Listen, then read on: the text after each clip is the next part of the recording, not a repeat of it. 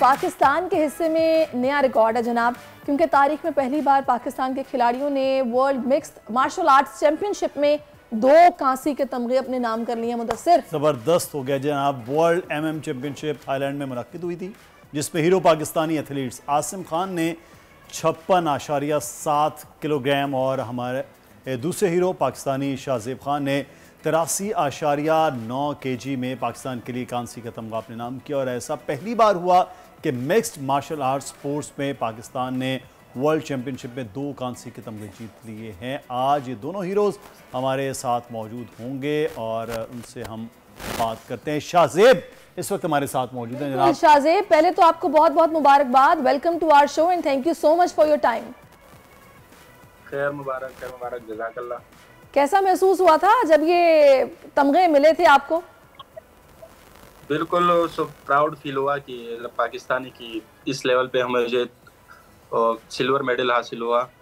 और अच्छा शाहजेब, ये बताइएगा आपकी फ़ाइट कितनी फ़ाइट्स के बाद आप जो है वो कांसी के तमगा तक पहुँचे हैं और किस किस के ख़िलाफ़ फ़ाइट रही आपकी, और कौन सी ज़बरदस्त फ़ाइट जो आपको भी याद है अभी तक कि यार ये तो कमाल हो गया? बिल्कुल, मैं फर्स्ट फाइट मेरी हुई स्पेन के साथ, जो कि प्री क्वार्टर फाइनल थी। अच्छा। उसके बाद क्वार्टर फाइनल जो कि यूएसए के साथ, अमेरिका के साथ हुई, उसको भी अल्हम्दुलिल्लाह दूसरे राउंड में फिनिश किया। को भी हरा दिया, अमेरिका को भी हरा दिया आपने। उसके बाद जी तीसरी फाइट हुई चेक रिपब्लिक से मेरी। जबरदस्त। और फाइनल? जी फाइनल जो मेन फाइट थी जिसमें मैं मतलब तमगा ब्रॉन्ज मेडल हुआ, तो वो चेक रिपब्लिक के साथ हुआ। अच्छा, चेक रिपब्लिक के साथ। किसी मौके पर ऐसा लगा कि हावी हो रहा है सामने वाला, या फिर थ्रू आउट आपने नॉकआउट ही किया जबरदस्त तरीके से? जी अल्हम्दुलिल्लाह, मैंने यूएसए को तो लॉक सबमिशन किया, उसने टेप आउट किया। और जो स्पेन वाला था उसके साथ मैंने 3 राउंड के लिए, तीनों राउंड ही उसको मैं मारता रहा। सही। तो ये हमेशा जब आपका ये फ़ाइट होती है, मुझे तो खैर देख के वो खासा आप लग रहे होते हैं कि लोहे के बने हुए हैं या पत्थर के बने हुए आप लोग, जिस तरह से मिक्स मार्शल आर्ट में आप खेल रहे होते हैं। ये डर खौफ नहीं है? क्यों ये शुरू किया आपने इस किस्म का खौफनाक किस्म का खेल? ये बचपन से ही मुझे जो ना मार दाड़ का ज्यादा शौक था। अच्छा। गलियों में मोहल्ले में लड़ते रहते थे। अल्लाह। तो माँ बाप ने कहा कि आपको एक अच्छी जगह हम डाल लेते हैं, ये चीजें एक पॉजिटिव जगह में इस्तेमाल करें। हाँ। तो मुझे वहाँ अकेडमी हमारे उस्ताद इमरान कासिम साहब के पास भेजा उन्होंने। तो वहाँ जाके मैं छोटा 2016 की बात कर रहा हूँ। सही। तो मैं तो ऐसा मतलब बार पर डे के लिए सीख रहा था कि मैं और पर डे करूंगा। वो अम्मी अबू ने कहा होगा कि भाई इन्हें कुटन का शौक है तो बेहतर है प्रोफेशनली कुटना शुरू कर दे, बजाय इसके कि हमारे घर मोहल्ले से लोग आए कि भाई आपके बच्चे ने पिटाई कर दी है। मोहल्ले से पहले शिकायतें आया करती होंगी, अब मोहल्ले से मुबारकबादें आती हैं कि शाहजेब ने इतना जबरदस्त काम किया। ऐसी ही बात। अच्छा। कि फिर मैं आहिस्ता आहिस्ता खेलना शुरू किया। मैंने सिंध लेवल पे, कराची लेवल पे, जो कि डिस्ट्रिक्ट, उसमें अल्हम्दुलिल्लाह मेरी परफॉर्मेंस अच्छी आ रही थी। तो मेरा दिमाग उस वक्त से फिर बाहर मैंने कोई बर्थडे लड़ाई नहीं की। फिर नेशनल लेवल पे गए, नेशनल में अल्हम्दुलिल्लाह अच्छी परफॉर्मेंस आई। अच्छा शाहजेब, थोड़ा सा बताइएगा कि आप ट्रेनिंग कितना टाइम करते हैं, आपका डाइट प्लान क्या है, कितनी मेहनत करते हैं, जरा बताइएगा। जो आप कितना मुल्क का नाम रोशन करना चाहते हैं वो सुन रहे होंगे इस वक्त। जी डाइट और जो ट्रेनिंग है हमारी 2 से 3 टाइम होती है। अच्छा। एक मॉर्निंग में रनिंग, लॉन्ग रनिंग ट्रैक 8 से 10 किलोमीटर, वहाँ स्पीड रनिंग और जो स्प्रिंट्स होते हैं, और पहाड़ों पे रनिंग जो कि हम पार्क के वहाँ पर करते हैं। हमारे उस्ताद हमारे साथ लगे होते हैं। और असर के टाइम भी हम कर लेते हैं, जब ज़्यादा कैंप करीब हो जाते हैं, कैंप लगते हैं हमारे। अच्छा। और मगरिब से लेके 11 बजे तक हमारे क्लब में ही होते हैं। अपना हमने अखाड़ा बनाया हुआ है देसी, सही, उसमें भी हम करते हैं। और डाइट तो हमारी चलती रहती है, बादाम, पिस्ते, काजू वगैरह। और दूध भी चलता है हमारा, जो हमारा अपना पर्सनल दूध है जो हम यूज़ करते हैं। अच्छा दूध है जो गोड प्योर के नाम से, गोड प्योर फॉर्म, वो एक बहुत अच्छा, जिसमें विटामिन सब, प्रोटीन बहुत ज़्यादा होती है मकदार में। सही, बकरी का दूध है। अच्छा, ये तो आपने बताया, लेकिन ये जो आप कह रहे हैं स्प्रिंट लगाते हैं, लॉन्ग रनिंग होती है पहाड़ों पर, तो आपने कौन सी कोई एथलीट ये रनिंग के लिए बनना है, को 100 मीटर करनी है, आपने तो फाइट करनी है, तो इसके लिए रनिंग की क्या ज़रूरत होती है? देखिए रनिंग बहुत ज़रूरी होती है। और रनिंग वो कहते हैं ना कि running is the father of sports, तो इसलिए रनिंग और स्टेमिना के लिए बहुत जरूरी है रनिंग स्टेमिना स्ट्रेंथ। स्प्रिंट तो बहुत पूर्ति के लिए होते हैं, क्योंकि जब स्प्रिंट आप तेज मारते हैं तो आपके अंदर एक करंट आता है, सही, तो उसमें बहुत फायदा होता है आपको फाइट रिंग में देने। अच्छा, मुझे बताइएगा स्पोर्ट्स बोर्ड कितना सपोर्ट कर रहा है, और अभी जब आप इवेंट्स के लिए जाते हैं तो स्पॉन्सरशिप्स के लिए क्या मामलात होते हैं या फिर अपने बिहाफ पे ही करते हैं? देखिए, sports board, Pakistan sports board तो कोई वो नहीं करता। हमें जो करते हैं Pakistan mix martial art federation है, जुल्फकार अली साहब, वो करते हैं। और कुछ जो स्पॉन्सर तो ना होने के बराबर होते हैं, लेकिन इस दफ़ा अल्हम्दुलिल्लाह गोड प्योर फार्म ने हमें स्पॉन्सर किया, जो कि एक बहुत अच्छा दूध देते हैं, अच्छे बकरी का दूध, और उन्होंने हमें स्पॉन्सर किया। और कुछ Pakistan mix martial art federation ने सब स्पॉन्सर किया, इसी में हम गए, वरना हम ये तमगे हमारे गले में ना होते। ये बड़ा अलमिया है सहरिश, हम रोज़ाना की बुनियाद पे हमारे साथ पाकिस्तान के हीरोज़ होते हैं। अच्छा, वो हीरो पाकिस्तान के कहला रहे होते हैं, लेकिन पाकिस्तान के अंदर जो चाहे वो ओलंपिक एसोसिएशन है, स्पोर्ट्स बोर्ड है, और पाकिस्तान में मल्टीनेशनल कंपनीज़ हैं, नेशनल कंपनीज़ हैं, उनको आगे बढ़ना चाहिए और ओन करना चाहिए कि ये पाकिस्तानी खिलाड़ी हैं। आपके अपने जो स्पॉन्सरशिप है वो बैजेस होने चाहिए उनकी शर्ट्स पर, तो उनको कोई एतराज़ नहीं है।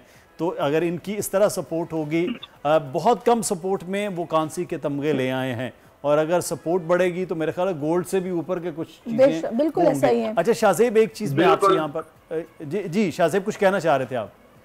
मैं कह रहा हूँ बिल्कुल, अगर इसी तरह सपोर्ट हमें मिले, जिस तरह बाहर मुल्क वाले को जो आए हुए थे, हम एथलीट सारे दोस्त ही बन गए हमारे, उनसे हमने पूछा कि क्या क्या क्या मामलात होते तुम्हारे, तो उन्होंने कहा हमें तो बहुत स्पॉन्सर, और हमें तो किसी चीज की खबर ही नहीं होती, हमारे टिकट्स हुए होते हैं, हम तो यहाँ रुल रहे होते हैं, एक के पास जाते हैं भाई स्पॉन्सर करो, दूसरे के पास जाते हैं। हम 8 एथलीट्स आने थे, लेकिन स्पॉन्सर ना होने की वजह से वो चेहरे गए, तो हमें जिसने स्पॉन्सर किया अल्हम्दुलिल्लाह, तो उसको हमें अगर और मेडल्स भी आ सकते थे इसी में। चले शाहजेब, इस वक्त हमें आसिम भी ज्वाइन कर चुके हैं, वो भी वहीं पर मौजूद थे, वो भी हमारे हीरो हैं, उनको हम वेलकम करेंगे। आसिम, बहुत शुक्रिया आपके वक्त का। मुझे बताइएगा, जब आपको नवाजा गया बेहतरीन परफॉर्मेंस पर इन तमगों से, तो उस वक्त क्या जज्बात थे? क्योंकि मैंने अक्सर मैं एथलीट से सुनती हूँ कि जब पाकिस्तान का परचम आता है ना, तो बस आंखों में आंसू होते हैं, हम वो खुशी के लम्हात अपने अल्फाज में बयान नहीं कर सकते, ऐसा ही है?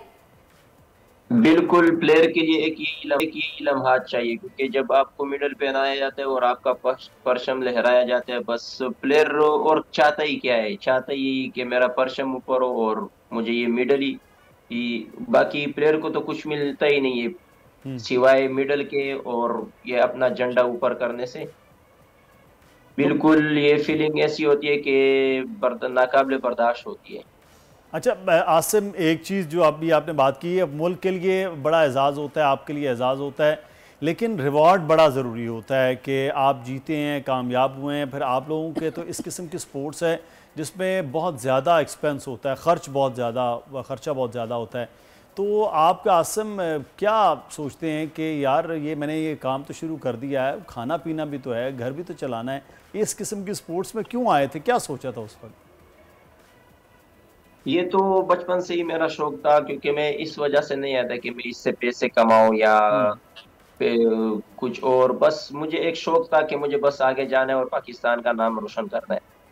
अच्छा, शाहजेब तो कह रहे थे मोहल्ले में मैं बड़ी बचपन में लड़ाइयाँ करता था, तो मेरे घर वालों ने इधर डाल दिया कि इसकी ये जो एग्रेसिवनेस है ना वो किसी पॉजिटिव काम में लाई जाए। आप भी क्या बचपन में कोई लड़ाई शड़ाई करते रहते, ये झगड़े करते? लड़ाई तो ये एक ऐसा काम है कि हमारे जिन लोगों ने ये गेम किया नहीं होता है, वो ये सोचते हैं कि अगर इसमें हम लोग डालेंगे तो बच्चा और भी खराब हो जाएगा, क्योंकि ये तो किक पंच सीख लेगा, हर किसी को मारेगा, या बार लड़ाई झगड़े, ये ऐसी चीज है कि जो लड़ाई करते हैं और जो इसमें आ जाते हैं बिल्कुल ठंडे हो जाते हैं। अच्छा, मुझे लगा आप ये कहने लगे कि जहाँ तक लड़ाई झगड़े की बात है तो आपका भाई हाजिर है हर वक्त ना, मुझे ऐसे लगा कि आप ये कहने वाले।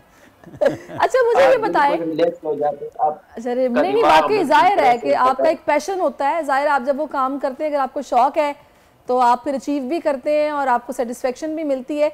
अब जरा फाइट का बताएं, जो आपकी फाइट रही, किससे रही, कैसा मुकाबला था और किस तरह खेल पेश किया, और जो सामने वाला था वो कोई हावी तो नहीं हुआ आप पे दरमियान में किसी वक्त?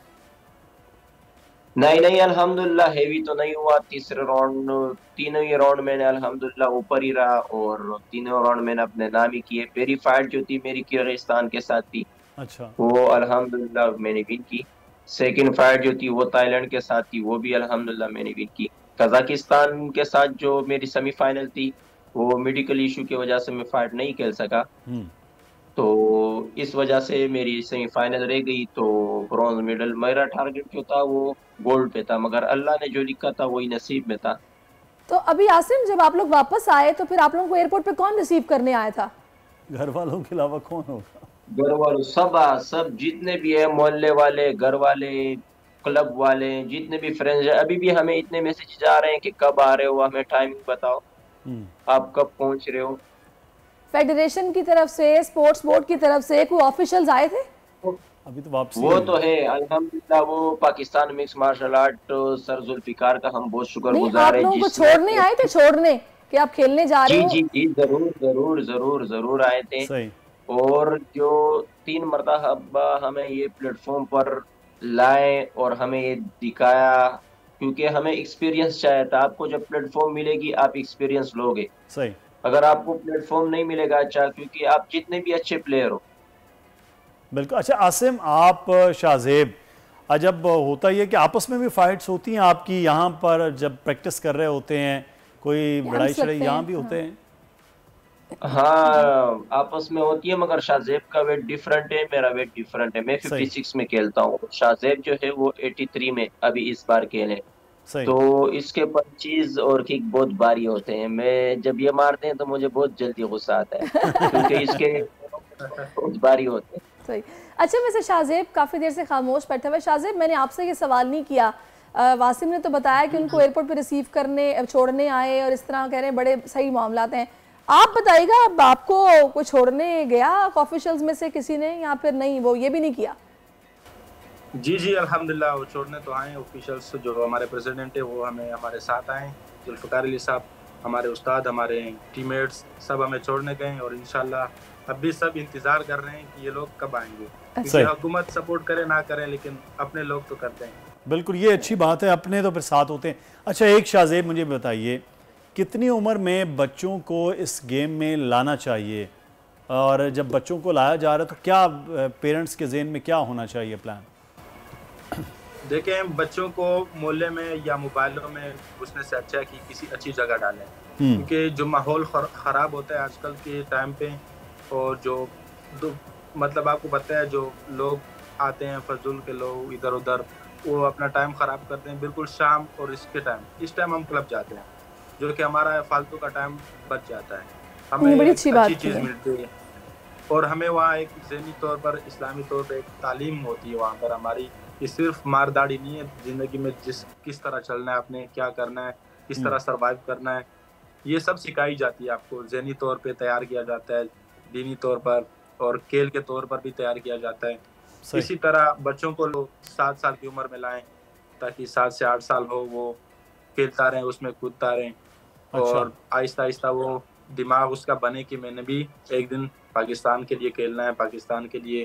क्योंकि हम भी जब गए थे तो हम इस नज़र से गए थे कि हमें एक शौक था कराटे सीखने का। हमने देखा था लोगों को कि कराटे करते हैं कराटे, लेकिन हमने ऐसा प्रोफेशनल नहीं किया था कि हम प्रोफेशनल बनेंगे और एक दिन वर्ल्ड लेवल पे पाकिस्तान को रिप्रेजेंट करेंगे। सही। अच्छा, एक तो ये होता है आसिम के शौकिया खेला जा रहा है बस टाइम पास के लिए, थोड़ा बहुत शौक है तो लड़कों का रुझान होता है, वो क्लब्स को ज्वाइन कर लेते हैं फिजिकल फिटनेस के लिए भी। ये मुकाबलों में खेलने के लिए आप कैसा रुझान देख रहे हैं नौजवानों का, खासतौर पर इस खेल को लेकर?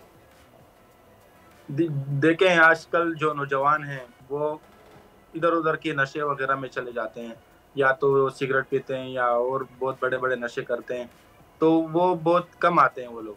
लेकिन वो जो हमारे पास आते हैं अल्हम्दुलिल्लाह, ऐसे ऐसे लड़कों को मैंने देखा कि वो बड़े बड़े नशे करते थे, लेकिन आज माशाल्लाह वो एक अच्छे इंसान है। एक माँ बाप को एक अच्छे बच्चे मिले हैं, तो हमारे उस्ताद ने उनको लुटा दिया, उनके बच्चों को ऐसे समझ लिया, क्योंकि पहले उनसे गायब हो चुके थे। वो पता नहीं कहाँ कहाँ बैठे होते थे, वो सिगरेट वगैरह पीते थे, माँ बाप को मिलते ही नहीं थे।